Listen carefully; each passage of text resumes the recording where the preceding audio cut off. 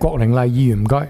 唔該晒主席。咁第一樣嘢2500蚊，我唔會問嘅，放心，係啦，因為都好多人問咗啦。咁但係咧就關於頭先啦，其他議員問到咧嗰個職專嗰個文憑先導計劃咧，咁其實我有少少意見啦。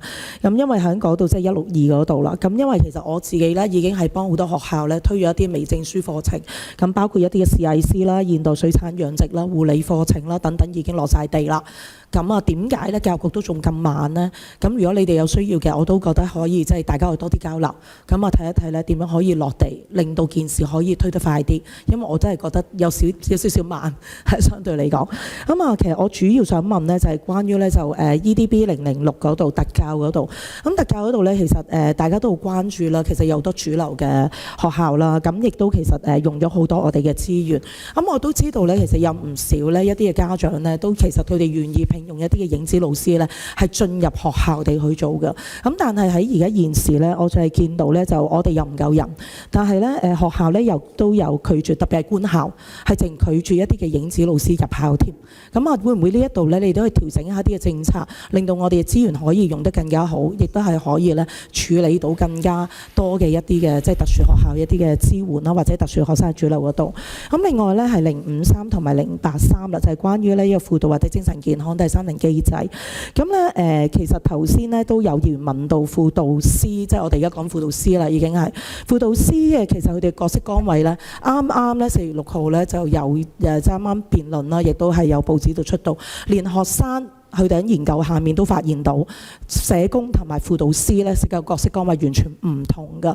我就算係一個 SGT， 我入到學校我都唔夠膽講自己一個輔導師。雖然我已經係經過1年嘅一啲嘅即係密集式嘅培訓，咁所以我都希望咧校方咧真係睇翻，即係唔係 sorry 喺政府嗰度都係睇翻究竟喺一個嘅角色崗位入邊撥款入邊喺呢一度會唔會喺同中間有一個調整俾佢哋咧？因為你哋而家嗰個嘅撥款咧其實真係唔係好夠咧。喺學校係請一個輔導師。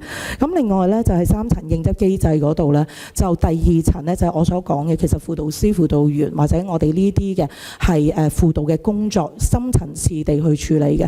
咁你講緊嘅係第2層嗰個機制啦，或者3層嗰度，我其實睇唔到個3層應執機制，我唔係好明咧點解政府係話翻俾我聽咧，係冇個 breakdown 俾我哋睇翻，即係個分項喺03、083嗰度。因為其實我好想知道咧，其實行咗咁耐，我哋用咗幾多錢？咁我哋先知道個成效。咁但係你呢度講，因為入咗去經常開支，咁所以睇唔到咧嗰個嘅分項嗰個支出係幾多，連個總數即係我都好想知道，包括顧問費用啦，嚟緊你哋又諗住啦。咁其實當中嘅開支係幾多咧？咁究竟用得究竟係咪恰當咧？